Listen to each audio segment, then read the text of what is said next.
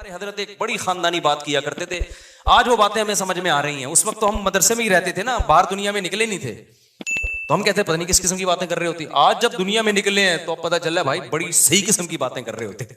हजरत फरमाते थे दुनिया की मोहब्बत के दो शोबे, असल में तो तीन शोबे हैं। जब हम कहते हैं ना दुनिया से मोहब्बत ना करो, तो इसके बहुत सारे शोबे, लेकिन मेजर शोबे इसके तीन हैं। ये तीन चीजों को कहा जाता है दुनिया से। नंबर एक, हुब्बे बाह।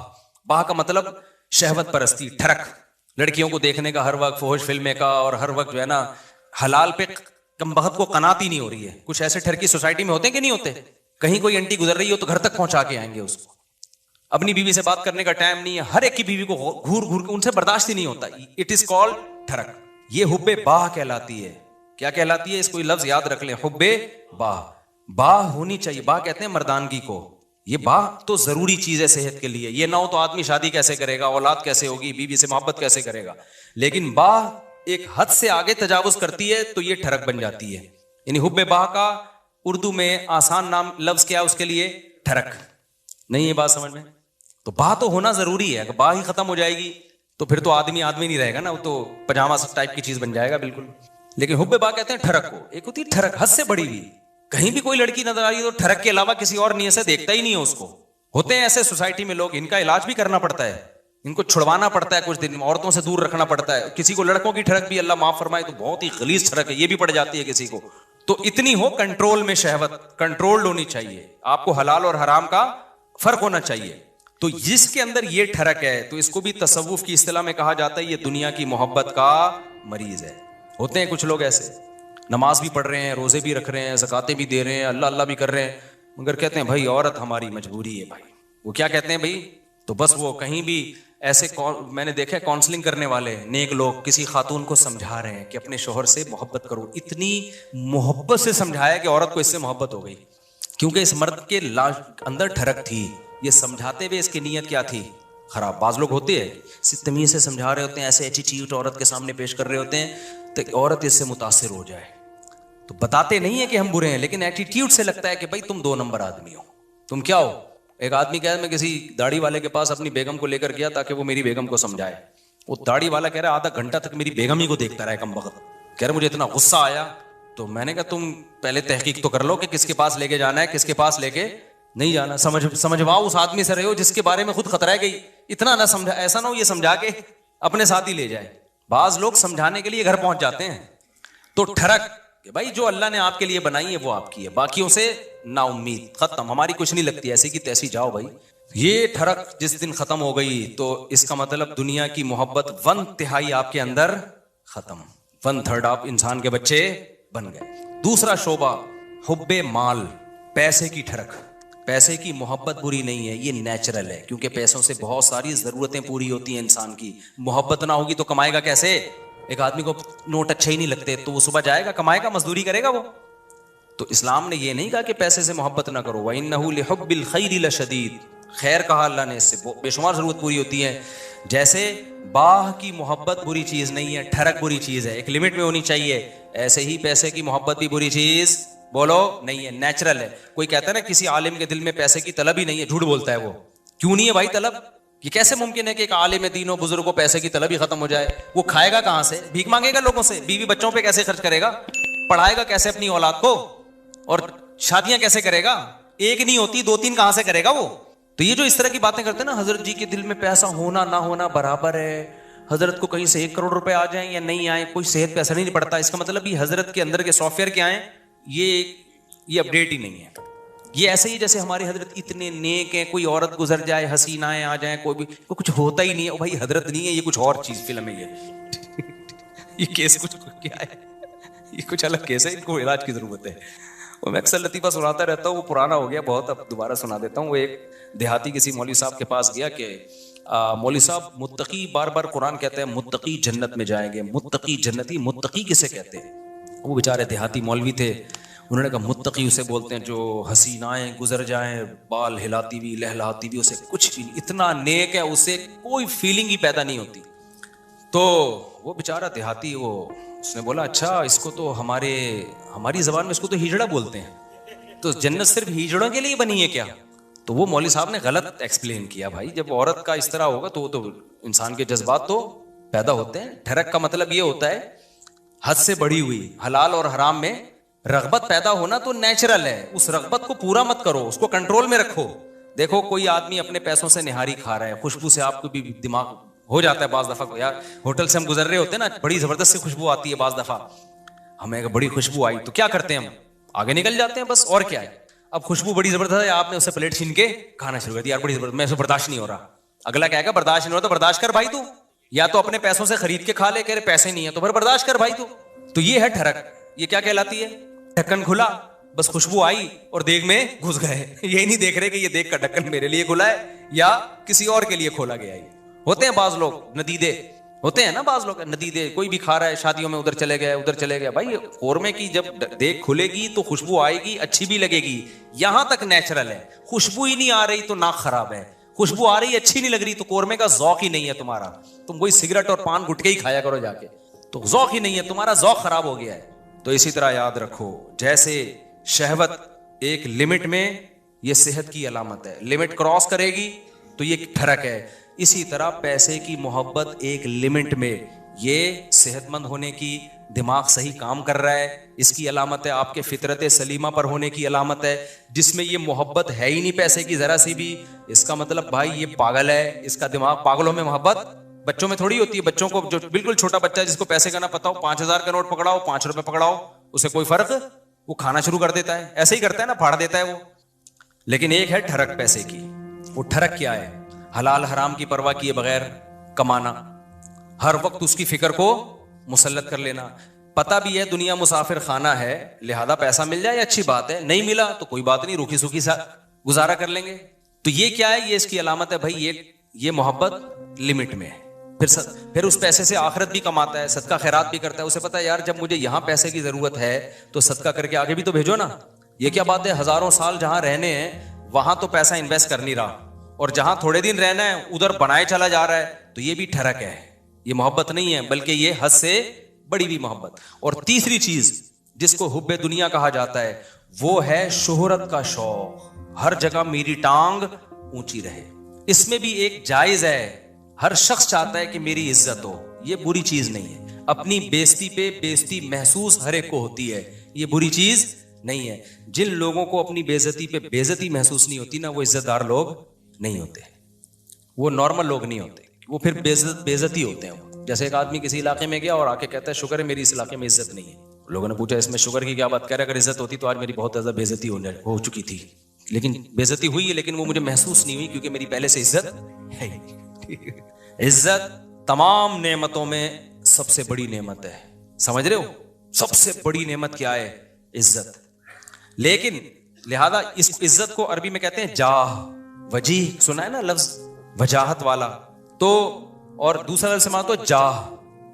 तो एक जाह की मोहब्बत की नेचुरल है, कोई भी बच्चा भी अपनी बेइज्जती पसंद नहीं करता, लेकिन ये जाह लिमिट में होगी तो ठीक है, लिमिट क्रॉस करेगी तो क्या है, फिर ये हुब्बे जाह कहलाती है, हवस कहलाती है। इसको तसव्वुफ की इस्लाह में कहते हैं हुब्बे जाह का मरीज है। क्या मतलब? जहां का मौका नहीं, आप वहां भी जाह तलाश करने की फिक्र में लगे हुए हो। मिसाल के तौर पर आपके बड़े बैठे हुए हैं, कोई डिबेट हो रही है, वो बड़े बात कर रहे हैं, आपको ये लगा कि यार मैं ये तो सारा ये बहस करके सारा क्रेडिट इनको चला जाएगा, तो मैं भी अपनी मौजूदगी का एहसास दिलाऊं कि मुझे भी पता है, ये सब मुझे भी आता है। आपने वहां बीच में बोलना शुरू कर दिया। ये हद से बड़ी हुई मोहब्बत है जहां की, ये बदतमीजी है। भाई तुम चुप कर जाओ, बैठे हुए हैं बड़े, वो समझा देंगे। आप किसी डॉक्टर के पास जाओ ना, बाज़ दफा डॉक्टर से कुछ पूछ रहे हो, डॉक्टर चुप बैठा तो दूसरा बोलना शुरू कर देता है लंबी। अबे तू चुप कर जा, हम पूछ किससे रहे हैं? एंकरों में भी देखा होगा ना, कभी किसी हकीम को डॉक्टर को बुलाया, इंटरव्यू ले रहे हैं, उसको कम बोलने दे रहे हैं, खुद क्या कर रहे हैं ये बताने के लिए हमें ज्यादा पता है, ये बेवकूफ हमने वैसे ही बुला लिया बिठा के। ये हद से बड़ी हुई जा है, इसको कहते हैं हुब्बे जाह। इसको क्या कहते हैं? ये लफ्ज याद रख लें, हुब्बे माल, हुब्बे जा, हुब्बे बा, ये याद रखें। ये आपको सोसाइटी में इसके मरीज बहुत नजर आएंगे। बल्कि सोसाइटी में मत देखो, सबसे पहले किसको देखो कि मैं तो कहीं इसका मरीज नहीं हूं, मेरे अंदर तो ये बीमारी नहीं है। समझते हो कि नहीं समझते? मेरे अंदर तो बीमारी नहीं है ये। तो अब इसमें क्या होता है कि ये जो हुब्बे जाह का मसला है ना, ये बहुत कॉमन है। मजहबी स्कॉलर्स में तो बहुत ज्यादा होता है। ये जो कहते हैं ना अबू हनीफा की तकलीद नहीं करो, मतलब क्या होता है कि यार लोग मुज्तहिदीन के पीछे जाएंगे तो हमारा मंजन नहीं बिकेगा, हमसे कौन फतवा लेगा? फिर मुकल्लिद कह देता है आराम से, भाई मेरे पास इल्म कम है, मैं अबू हनीफा को फॉलो करता हूँ, मैं इमाम शाफी को फॉलो करता हूँ। भाई हम क्या है, हम उनके मुकाबले में क्या है, जाहिल है। वो मान लेता है आराम से। आजकल के मजहबी स्कॉलर नहीं मानते, वो ये मुंह से फूट दें कि हम मुहक्किक नहीं है, तो लोग कहेंगे जब नहीं हो तो फिर क्या कर रहे हो बैठ के यहाँ पे। लिहाजा वो होते नहीं है, लेकिन टांग ऊंची रखने के लिए बड़ी बड़ी फेंकते हैं कि हम हैं, हम हैं, हम हैं, हम हैं, हम हैं। मैं मानता हूं इनमें कुछ सही लोग भी होते हैं, सारे बुरे नहीं होते। मेजॉरिटी हुब्बे जाह की मरीज होती है। मेजॉरिटी किसकी मरीज होती है? हुब्बे जाह कि मेरी तरफ आओ, मेरी तरफ आओ। ये बड़ी भी मोहब्बत है, ये वो नहीं है जो नेचुरल है, ये हवस है, ये इज्जत की हवस है। और अल्लाह को इज्जत की हवस पसंद नहीं है। कुरान कहता है तिलकत दारुल आखिरा नजअलुहा लिल्लदीन ला युरीदूना उलुवन फिल अर्ज़। हम आखिरत उसी को देंगे जो जमीन में अपनी बर्तरी नहीं चाहते। यहां बर्तरी से नाजायज बर्तरी मुराद है। हर जगह अपनी टांग ऊंची रखना। मुझे याद है एक दफा मैं कहीं गया, कोई उलमा बैठे हुए थे, अरब उलमा थे, तो अरबी में बात कर रहे थे, कुछ सलाम दुआ हो रही थी, मैं भी कुछ बातचीत। तो एक लड़का नौ उम्र बैठा, वो बीच में बोलना शुरू, सवाल मुझसे पूछ रहे हैं, जवाब कौन दे रहा है? वो। तो मैंने बाद में उसको अलग से समझाया। मैंने कहा आप में हुब्बे जाह की बीमारी है। क्या है? मैंने कहा इंसान को अपनी बीमारियों का खुद पता नहीं चलता। जब सवाल मुझसे पूछ रहे हैं और उसकी वजह से मैं खामोश की, क्योंकि मैं भी बोलूंगा तो वो बोलेंगे यार इनको क्या है, ये उधर भी बोल रहा है, ये भी बोल रहा है, इनको तमीज नहीं बात करने की। बोलता तो एक ही आदमी है ना। हम तो चुप बैठ गए फिर कि यार बुरा इमेज जाएगा, अगला चुप नहीं हो रहा। हालांकि वो जवाब सही दे रहा था। भाई आपसे जब पूछा नहीं है तो सही और गलत की बात ही नहीं है ना। आप अपनी मौजूदगी का क्यों एहसास दिला रहे हो कि मैं भी हूं, मुझे भी आता है? छोड़ दो, आपको जब आता होगा बता, जब पूछेंगे बता देना। हमारे फरमाया करते थे कारी लोग ना मगरिब की नमाज में कुल हुवल्लाहु अहद नहीं पढ़ते। बहुत से कारी क्या करते हैं, मगरिब की नमाज में आप जो है ना, सुन्नत क़िरात क्या है, क़िसार मुफस्सल में से पढ़ा जाए। इज़ा ज़ुल्ज़िलतिल अर्दु ज़िलज़ालहा, ये जो आखिरी छोटी सूरतें, अफजल ये है। कभी कभार उसके खिलाफ भी हो। फरमाते थे कारी लोग क्या करते हैं, मगरिब में सूरह बकरा से, सूरह आले इमरान से बताने के लिए कि हमें यहां से भी आता है। कारियों से बदगुमान ना हो, जरूरी नहीं उनकी ये नीयत तो। हजरत तो तरबियत का उनसर गालिब था ना, और कारी लोग बैठते भी थे तरबियत के लिए, हजरत उनको बता रहे थे कि लेकिन ये बाज दफा ये नीयत वाकई होती है कि कुल हुवल्लाह पढ़ लेंगे तो लोग बोलेंगे कुल हुवल्लाह तो हमें भी आती है यार, वो पढ़ो। लोग कहें बाकी भाई इसको वो आता है जो हमें नहीं आता, तो सुन्नत क़िरात छोड़ देते हैं उस चक्कर में। तो और जो है वो, मुझे याद है एक दफा मेरा बयान था कहीं ना, अभी तो मैं बहुत मशहूर हो गया, पहले इतना मशहूर नहीं था। मेरा बयान था, बड़ा इस्तकबाल हुआ वहीं, तो मुझसे पहले एक और खतीब साहब पहुंच गए। अच्छा, मैं तो चाह रहा था कि मैं नागा करूं, जब ये कर लें बयान तो अच्छा है, क्योंकि बयान करने में गला दुखता है आदमी का भाई, 1 घंटा बोलना पड़ता है। तो मैं जब वहां पहुंचा तो वो पहुंचे हुए थे पहले। मुझे बड़ी खुशी हुई कि चलो बयान किसका होगा, इनका होगा। मैं बैठ गया आराम से। लोगों ने कहा नहीं जी इनका होगा, मौलवी साहब मेरे मुझे ले रहे हैं। अब मुझे लगा कि वो जो खतीब साहब थे, गीबत इसलिए नहीं है किसी को नहीं पता, मैं बहुत अरसे बाद ही इसलिए भी वाकया सुनाता हूँ कि अब कोई जिसका वाकया उसको भी ना पता चले, मकसद किसी को रुस्वा करना नहीं। मुझे लगा कि उनके ना चेहरे पे हवाइयाँ, उनको बड़ी सख्त तकलीफ हुई कि ये क्या हो गया, ये इनका क्यों हो रहा है। तो मुझे लगा कि यार आप दीन की खिदमत के लिए अगर आए हो तो इससे क्या होता है कि मैंने कर लिया या अच्छा। मैं तो इसलिए खुश हो रहा था कि मैं वाकई थका हुआ था, मैं चाह रहा था कि इन्हीं का हो, मुझे तो खुशी हो रही थी। मैंने वहां लोगों से कहा, मैंने कहा भाई मैं नहीं करूंगा बयान, ये इनका बयान में बैठ के सुनूंगा। मुझे बहुत बोल बोल के, उस जमाने में बहुत ज्यादा बयानात होते थे और ये स्पीकर के इतने अच्छे सिस्टम भी नहीं, तबीयत से गला फाड़ना पड़ता था। लेकिन मुझे फिर अपने शेख की ये बात याद आई कि ये कोशिश करना कि हर जगह मेरी बात चले, हर जगह मेरा बयान लोग सुने। हालांकि आपको पता है कि फला आपसे अच्छी बात कर सकता है, लेकिन नहीं, उसको कटा के खुद। ये क्या है, इट इज कॉल्ड हुब्बे जाह। ये अमल क्या कहलाता है, हुब्बे जाह। वो इज्जत हासिल करने की कोशिश करो जिसके अहल हो, दूसरों को पीछे हटा के इज्जत की कोशिश करना, ये हुब्बे जाह कहलाता है। ये अमल समझते हो कि नहीं समझते हो? तो हर जगह है, यूनिवर्सिटियों में भी है, कॉलेजेस में भी है, साइंसदानों में भी है। साइंसदानों में बहुत है, इजाद कोई और करता है, सारे साइंसदानों में नहीं होता। लेकिन ये कॉमन बीमारी है, ये बड़े से बड़े तबके से लेकर छोटे से छोटे तबके में सब में होती है बीमारी, कि जो है वो लोग चाहते हैं कि भाई वो क्या हो। इसको कुरान ने क्या कहा, फरमाया कि वयुहिब्बूना अन युहमदू बिमा लम यफअलू। अहले किताब के जो उलमा थे ना, जो ईमान नहीं लाते थे और हुब्बे जाह के मरीज थे, कुरान ने कहा इनके अंदर ये मरज है कि ये चाहते हैं कि जो काम इन्होंने नहीं किया उस पे भी इनकी तारीफ हो। काम कोई और कर रहा है, तारीफें किसकी हों, इनकी हों। ये अमल क्या कहलाता है, हुब्बे, याद कर लो ना यार, कुछ तसव्वुफ की इस्तिलाहत है, हुब्बे जाह कहलाता है। इस्तिलाहत याद करने का फायदा होता है, जब चीज नजर आएगी आप बोलेंगे ये वही है भाई, ये ठरक ठीक है, ये ठरक है, ये हुब्बे माल है और ये हुब्बे जाए। तो इन तीन चीजों से अपने आप को बचा लेना, इसको कुरान ने कहा है वजाआ रब्बहू बिक़ल्बिन सलीम, जो क़यामत के दिन अल्लाह के पास आएगा साफ दिल के साथ, उसके लिए जन्नत है। साफ दिल का क्या मतलब? हुब्बे जाह से भी पाक हो, हुब्बे माल से भी पाक हो और हुब्बे बाह से भी पाक हो। और भी शोबे हैं लेकिन वो इतने इंपॉर्टेंट नहीं, जैसे खाने की हवस, ये भी दुनिया की मोहब्बत है। हर वक्त दिल करता है कुछ खाता रहूं मैं बैठ के, हाथ ही नहीं रुकता कम वक्त का, ये भी दुनिया की मोहब्बत है। लेकिन ये बीमारी बहुत ज्यादा नहीं है और जब मरने लगता है तो छोड़ देता है, डॉक्टर खुद ही छुड़वा देते हैं, बस कर मर जाएगा धमाके से फटफटा के। रोजा ही नहीं रखा जाता कभी, बहुत से लोगों से रोजा नहीं रखा जाता, कह रहे हमें तो भाई हर वक्त कुछ ना कुछ। ये भी हुब्बे, इसको हुब्बे जाह नहीं कहते, यानी ख्वाहिशात का गुलाम है। तो ख्वाहिशात के बहुत सारे शोबे हैं, हर ख्वाहिश में लिमिट, लेकिन तीन शोबे बहुत बड़े हैं, उनमें हुब्बे बा है, हुब्बे माल है और हुब्बे जाए। तो ये जो तीन शोबे हैं ना बड़े खतर। और ये अच्छा, अब इसमें क्या है, सबसे घटिया कौन सा सी मोहब्बत है? देखो कुछ बीमारियां, ये तीनों बीमारियां तो समझ में थोड़ी थोड़ी आ गई, मैं कभी और वक्त में इंशाल्लाह, बहुत अहम टॉपिक है, इसको किसी और वक्त में बहुत डिटेल से मैं इंशाल्लाह इसको एक्सप्लेन करूंगा। अभी इसको समझो। ये पहली बात तो ये साबित, ये तीनों क्या है? बीमारियां हैं। ये तीनों क्या है? ये नॉर्मल होने की अलामत नहीं, ये तीनों ठरक हैं और ये इंसान का सुकून सबसे पहले क्या करती हैं? बर्बाद। जिनमें ये तीन बीमारियां आ गई ना, अब हुब्बे जा आ गई ना, वो उसी में लगा रहेगा मेरी टांग सबसे ऊंची। और जाहिर है नहीं ऐसा होता भाई, आपकी सारी तमन्नाएं, फिर जरा जरा सी बात पे गुस्सा करता है, तकब्बुर में जाता है, ऊट पटांग हरकतें शुरू कर देता है। अब जिसमें तकब्बुर है, हर वक्त ऊंचा बनने का शौक है, बेगम ने कोई बात उसको कह दी कि तुम्हारे अंदर ये ऐब है। मैंने देखा ऐसे लोग, बेगम सही कह रही होती है, उनको इस पे कि मेरी इंसल्ट क्या हो गई, मेरी ये कौन होती है, औरत कौन होती है मुझे बोलने वाली? यार तेरे अंदर अगर ये ऐब है, तेरी बीवी ने बता दिया तो तू बोल, मैं इस पे क्या करूंगा? गौर करूंगा। अच्छी बात है यार, नहीं बेगम ने क्यों बोल दिया? और औरतों में भी होता है ये, सही खराब, वाकई उसमें खराबी है, मियां ने बोल दिया कि भाई ये आपके अंदर खराबी है, तो थोड़ा सा गौर कर लो, हो सकता है सही कह रहा हूं। नहीं जी, मेरे अंदर तो कोई खराबी हो ही नहीं सकती। हमारे गार्ड ने मुझे बताया कि आपकी क़िरात में गलती है। मैंने कहा भाई क्या गलती है? उन्होंने कहा भाई आप जो पढ़ते हैं ना, फजअलहुम कअस्फिम मअकूल, म पे कलकला कर रहे हैं, म पे झटका नहीं है। तो मैंने कहा यार बड़ी नवाजिश, अल्लाह जज़ाए खैर दे, मैं कितने अरसे से मुझे ख्याल नहीं था, मअकूल नहीं पढ़ा जाता, ये म झटका नहीं आएगा इस पे, तो गलत पढ़ रहा था मैं। उसने मुझे बता दिया, मैंने कहा जिंदाबाद। अब जैसी अगर वो मुझे कहता उस्ताद जी आपकी क़िरात में ना गलती आ रही, मैं कहूँ एकदम मुझे नाक से धुआं और कान से धुआं निकलना शुरू हो जाए, मैं बोलूँ मैंने 3 साल मुफ्ती रशीद अहमद साहब क्या इमामत की, हजरत बहुत सख्त तजवीद के, वो सख्त थे ना, जरा सी दाएं बाएं गलती नहीं करने देते, उन्होंने मेरी गलती नहीं निकाली।